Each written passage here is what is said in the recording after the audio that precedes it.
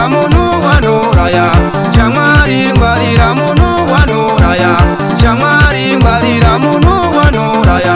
Shamwari ngwarira munhu wanoraya, ngwarira munhu wanoraya. Ndaziona rero ine, ndaziona rero ine, kuti munhu wadaipa, kuti munhu wadaipa, kundinyepera donje, kuti nini ndiri kuramba, nomunda mangu ine, nomunda mangu ine.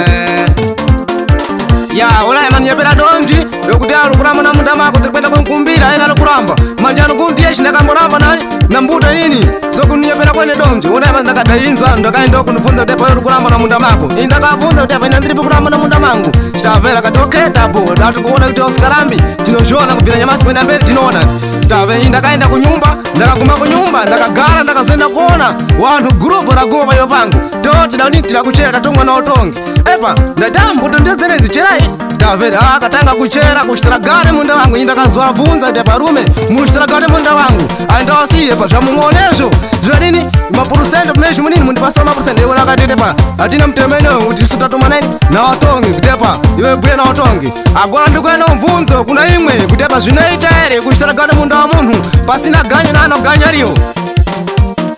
chekatedza misa samo kwenga muno nevida DJ Nyama Producer Tende nayo